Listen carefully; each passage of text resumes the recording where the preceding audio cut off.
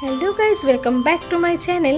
সবাইকে জানাই শুভ নববর্ষের অনেক অনেক ভালোবাসা। আশা করি সবাই অনেক ভালো আছো। কে কোথা থেকে আমার ভিডিওটা দেখছো অবশ্যই আমাকে জানিও।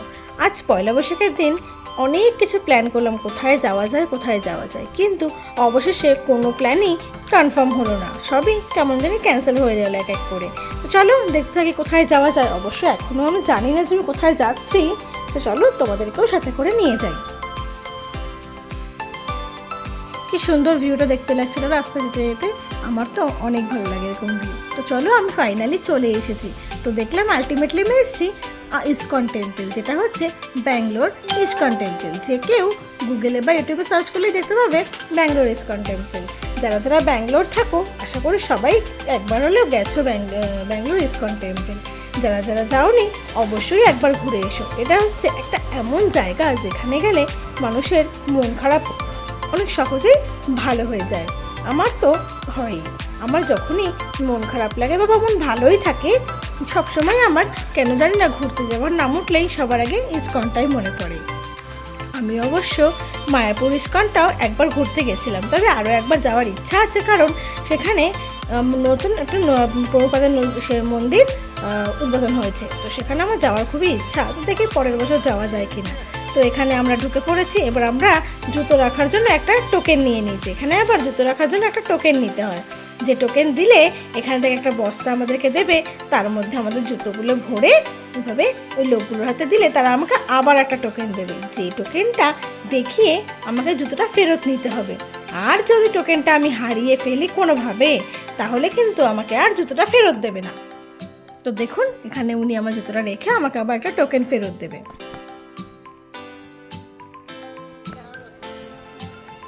চলুন ফাইনালি আমরা সব কিছু করে টোরে এবার আমরা যাচ্ছি মন্দিরের ভিতরের দিকে।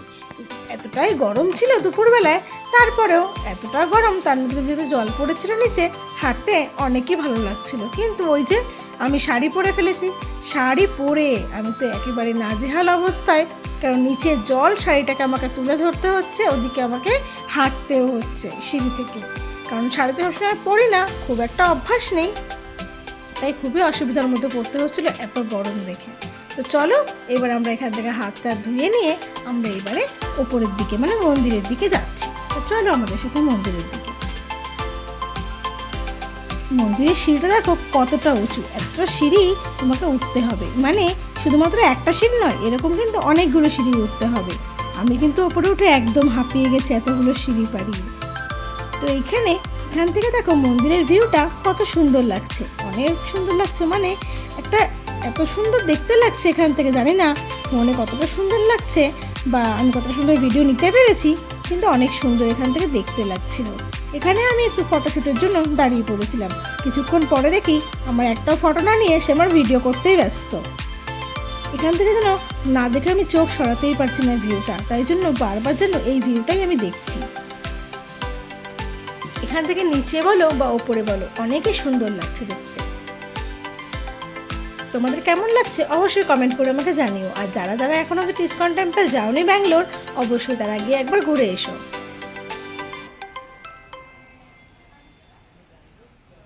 এখানে আমি আবারও একটু ফটোশ্যুটের জন্য দাঁড়িয়ে পড়েছিলাম। দেখলাম এখান থেকে মেট্রোটা কি সুন্দর দেখতে লাগছে, তো সেটারও আমি একটু ভিডিও ক্লিপ নিয়ে নিলাম আর কি, তোমাদের সাথে শেয়ার করার জন্য যে ব্যাঙ্গালোরে মেট্রো কিভাবে চলাচল করে।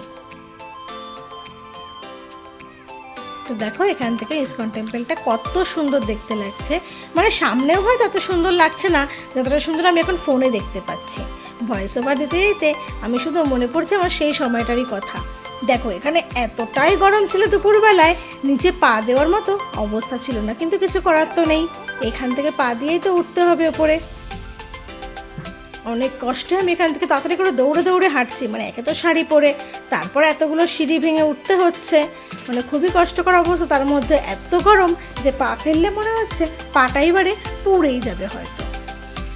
তো চলো আস্তে আস্তে আমরা হাঁটতে হাঁটতে চলে এসেছি মন্দিরের দিকে। চলো এবার মন্দিরের ভিতরে যাই। চলে এসেছি আমরা অলমোস্ট মন্দিরের ভিতরের দিকে। এটা কিন্তু মন্দিরের ভিতর না, মন্দিরের ভিতর মানে হ্যাঁ মন্দির চত্বরের ভিতরই, তবে আসল ইসকন মন্দির এটা নয়। এখন আমরা এখান থেকে এইভাবে লাইন দিয়ে দিয়ে মন্দিরের দিকে যাব। অনেকগুলো ছোট ছোট মন্দির এখানে রয়েছে, সেই মন্দিরগুলো আগে দর্শন করব, তারপরে আমরা এখানে ভিতর থেকে ওপরে উঠে যাব, গিয়ে যাব আসল ইস্কন মন্দিরে, যেখানে আমাদের রাধাকৃষ্ণ এবং গৌরনিতাই রয়েছেন। চলো দেখো, আজকে কিন্তু অতটাও ভিড় নেই, মানে রবিবার, সানডে, তারপরে পয়লা বৈশাখ, প্রচণ্ড ভিড় হওয়ারই কথা, যে জন্যই আমরা একটু দুপুর দুপুর বেরিয়েছিলাম। দেখি খুব একটা বেশি ভিড় নেই এই সময়টা, তবে বেরোনোর সময় কিন্তু সেই মারাত্মক ভিড় ছিল, মানে একেবারে নাকানি চোবানি খাওয়ার মতো অবস্থা।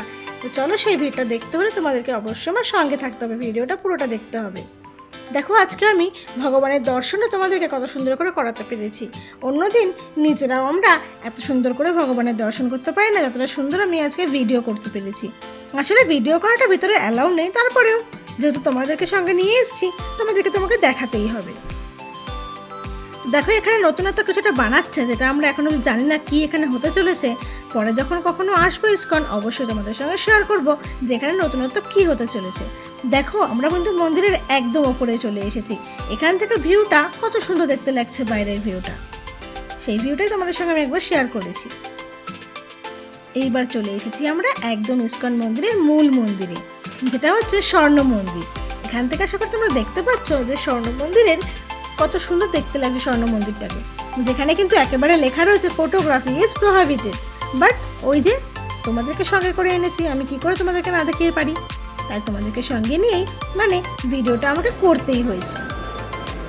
এখানে সবাই প্রণামী রাখার জন্য প্রণামী দিচ্ছে, আবার এখানে স্ক্যানারও লাগানো আছে, যদি কেউ মনে করে অনলাইন পেমেন্ট করবে তাও করতে পারে, কোনো সমস্যা নেই। এখানে দেখো ভগবানের দর্শন করে কি সুন্দরভাবে আজ আমি ভগবানের দর্শন করতে পেরেছি এবং তোমাদেরকেও করাতে পেরেছি।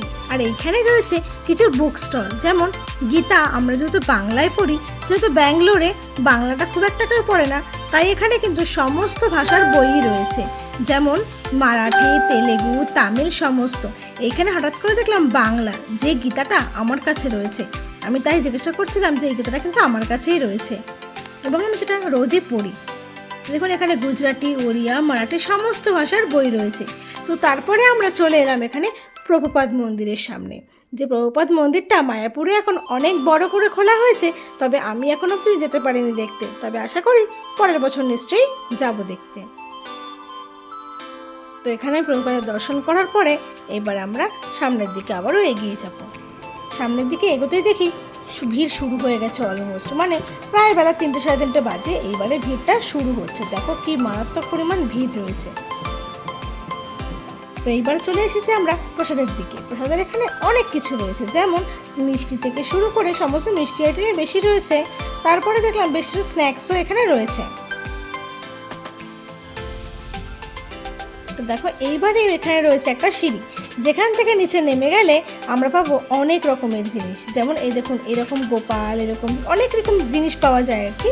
আমি যখন আগের বছর গিয়েছিলাম, এখান থেকে আমি দুটো এরকম গোপাল কিনে নিয়ে এসেছিলাম। এই দেখুন, এখানে কত সুন্দর সুন্দর শোপিস রয়েছে ভগবানের, যেমন গোপাল রয়েছে, এখানে মা লক্ষ্মী রয়েছে, জগন্নাথ রয়েছে, কৃষ্ণ রয়েছে।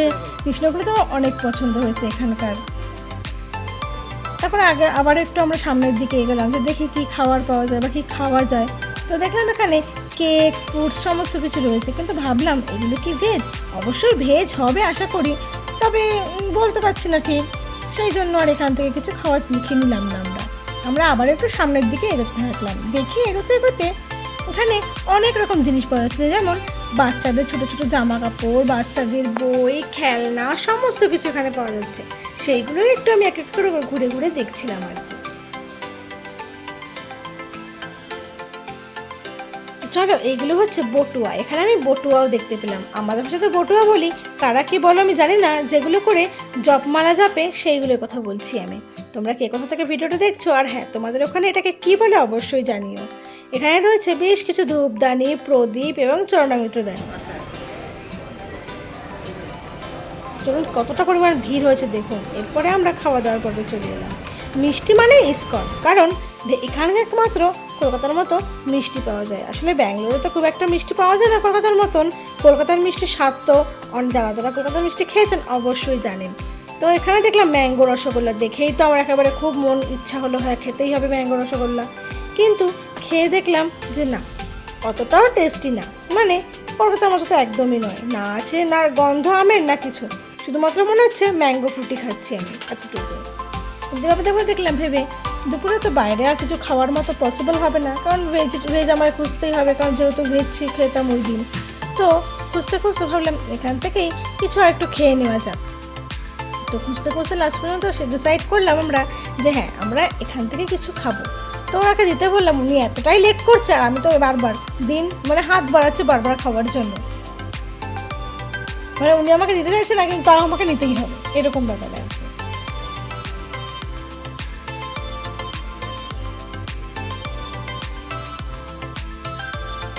তারপর খাওয়া দাওয়ার পর বসে বাইরে যখন আমরা এক্সিট দিয়ে বেরোতে গেলাম তখনই দেখলাম এখানে অনেক সুন্দর একটা সুইমিং পুল রয়েছে, যেখানে কিন্তু নামাটা সম্ভব না, তবে দেখতে অনেক সুন্দর। আর এখানে দাঁড়িয়ে ফটো সেশন কিন্তু অনেক সুন্দর হতো, আমিও বেশ কয়েকটা ফটো ক্লিপ এখান থেকে নিয়ে নিয়েছি। তো দেখুন এবার বাইরে থেকে ইসকন টেম্পলটা কতটা সুন্দর দেখতে লাগছে। আর হ্যাঁ, এখান থেকে বেরোনোর সময় কিন্তু আমরা ভোগও এখান থেকে পেয়েছিলাম, মানে যত প্রদর্শনার্থী আসুক না কেন এখানে কিন্তু এক্সিট গেটের সময় সবাইকে ভোগ দেওয়া হয়। ভোগ হিসেবে আমি যতবারই এসেছি আমি কিন্তু খিচুড়িটাই খেয়েছি, কিন্তু এই বছর দেখলাম একটু অন্যরকম কিছু দিচ্ছে, যেমন ছোলা দিয়ে কিছু একটা প্রিপারেশন করেছিল, তবে ভিতরে আমি এতটাই খাবার খেয়ে নিয়েছি আমার পক্ষে কিছু খাওয়া পসিবল ছিল না। তো এইবারে আমি একটু বেরোনোর দিকটা খুঁজছিলাম, দেখুন কি পরিমাণ ভিড় রয়েছে এখানে, ভাবছি কোথা থেকে বেরোই, এই ভাবতে একটু বেরোনোর চেষ্টাই করি। চলো বেরিয়ে পড়েছি আমি এখান থেকে। এইবারে একটু সুন্দর করে ফটো ভিডিও নেওয়ার জন্য আমি চোখটা ছেড়ে একটু ঢং করে স্টাইল করে হাঁটতে শুরু করলাম, কিন্তু একসময় ভাবলাম আমি না শাড়ি আটকে পরেই যাই, কিন্তু দেখলাম না আমি ঠিক সামলাতে পেরেছি, মানে পরিনি আমি আর কি।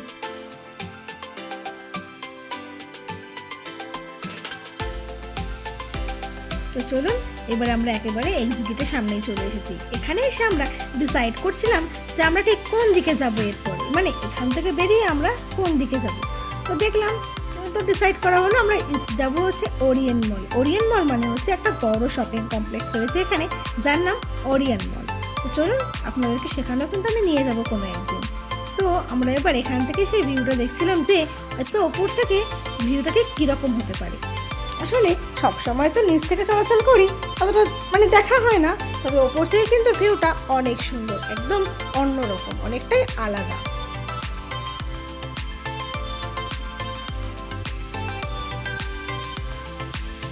দেখুন এখানে কিন্তু আমরা চলে এসেছি আমাদের জুতো নেওয়ার জন্য। জুতো নিয়ে যে এখানে ABCD লেখা রয়েছে না, এগুলো কি বলুন তো, এগুলো হচ্ছে জুতোর যে লাইনগুলো হয় র্যাকগুলো সেইগুলোর নাম্বার। তো এইভাবেই আমাদেরকে খুঁজে নিতে হবে যে আমাদের জুতো ঠিক কত নম্বরে রয়েছে। তো সে চলে গেল আমাদের জুতো আনার জন্য, আমি তাকে খুঁজে দেখতে পাচ্ছি না কোথায় গেল। কিছুক্ষণ পরে দেখি সে একটা বস্তা হাতে এসে হাজির হয়েছে। আমার তো অনেক হাসি পেয়ে গেছিলো যে একটা বস্তা হাতে নিয়ে এভাবে হাজির হয়েছে এসে। তো দেখা যায় ও বস্তার মধ্যে রয়েছে আমাদের জুতোগুলো। তো আমরা এখান থেকে জুতো পরে এইবারে মন্দিরের বাইরের দিকে বেরোবো, মানে আমরা এখনো পর্যন্ত মন্দিরের ভিতরেই রয়েছি, মানে মন্দির চত্বরের ভিতরে রয়েছি। তো এই মন্দির থেকে কিন্তু আমরা বাইরে চলে এসেছি। চলুন এবার আমরা বাইরে যেতে থাকি, মানে এক্সিটের দিকে আমরা বেরোচ্ছি। যে আমরা এখানে তো ফটো তুলতে পারতাম না, কারণ এখানে এতটাই পরিমাণে ভিড় ছিল, যেখানে প্রচণ্ড মানুষের ভিড় থাকলে আমরা দাঁড়িয়ে আর ফটোটা তুলতে পারতাম না। তো এবারে আমরা ভাবতে এগোচ্ছি যে একটা আমরা যদি ভালো জায়গা পাই কোথাও, সেখানে আমরা একটু ফটো সেশন করবো। তো দেখুন আমরা চলে এসেছি এক্সিট গেটে, কিন্তু ফটো সেশন তো আর করা হলো না। তো যাই হোক, এবার বেরোনোর পালা। এবার বেরোনোর সময় দেখছি ভিউটা কত সুন্দর লাগছে এখান থেকে।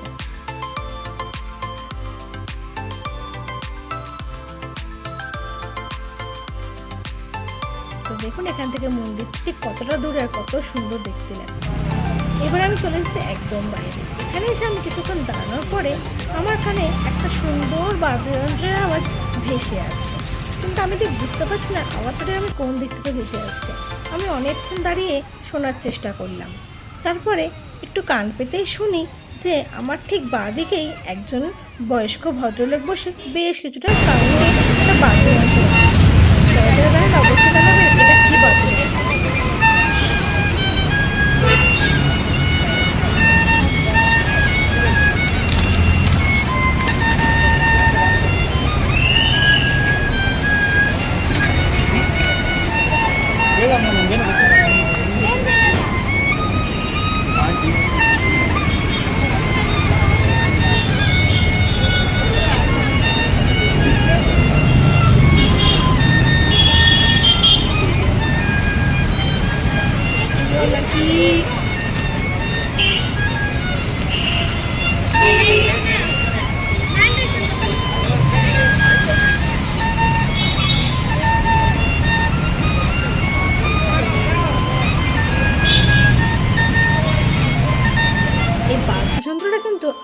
একেবারেই মন ছুঁয়ে গেছিলো। তারপর আমরা চলে এলাম ওরিয়েন্ট মল। আপনাদের বললাম না সঙ্গে আপনাদেরকে অবশ্যই ওরিয়েন্ট মল নিয়ে যাব।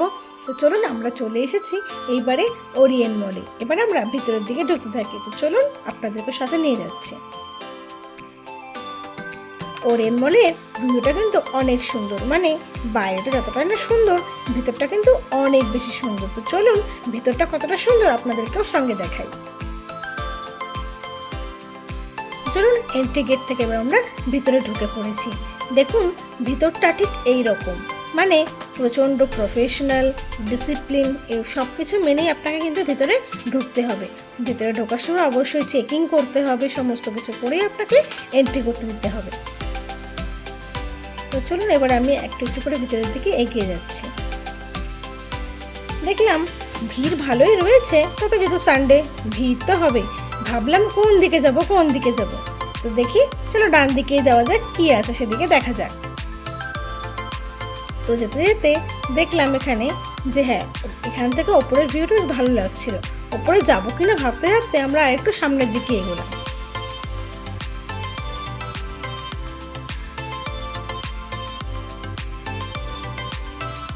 এই হচ্ছে সেই জায়গা যেখানে গেলে মেয়েদের মন একটু আলাদাই ভালো হয়ে যায়, মানে কসমেটিক্সের কথা বলছি আর কি।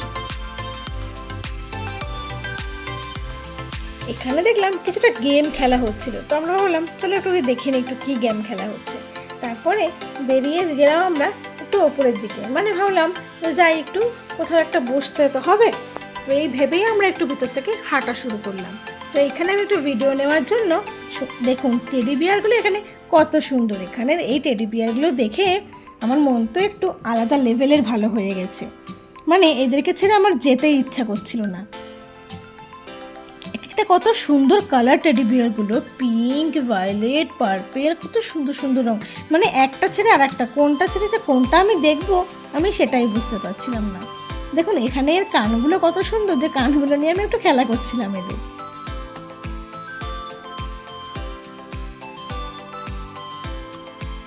তো এবার এদেরকে আদর করতে করতে দেখলাম যে না, এদেরকে বেশি আদর করলে যদি আমাকে আবার কেউ বেশি বকা দেয়, তাই জন্য দেখুন এই অফ হোয়াইট কালারটা কত সুন্দর, এটা তো আমার সব থেকে বেশি পছন্দ হয়েছিল।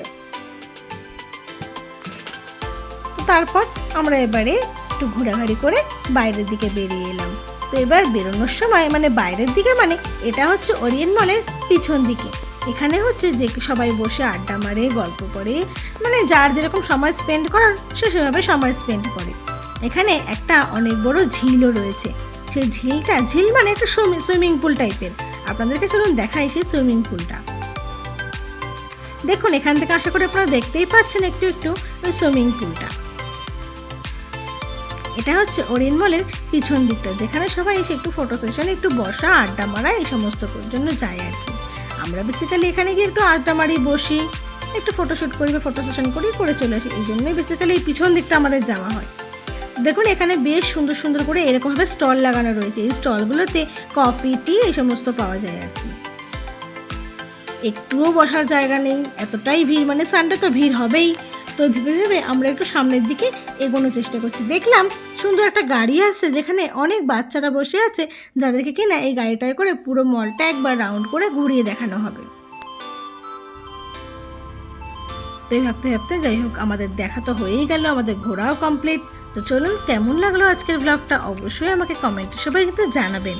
আর হ্যাঁ, কারা কারা ওরিয়েন্ট মল গেছো আর কারা কারা ইসকন টেম্পল দেখেছো অবশ্যই আমায় কমেন্ট করে জানিও কিন্তু। আর হ্যাঁ, যারা আমার চ্যানেলে নতুন অবশ্যই লাইক, শেয়ার অ্যান্ড সাবস্ক্রাইব করে দিও। তো চলো আজকের মতো থ্যাংক ইউ, বাই বাই। আর হ্যাঁ, অবশ্যই আবারও একবার শুভ নববর্ষ।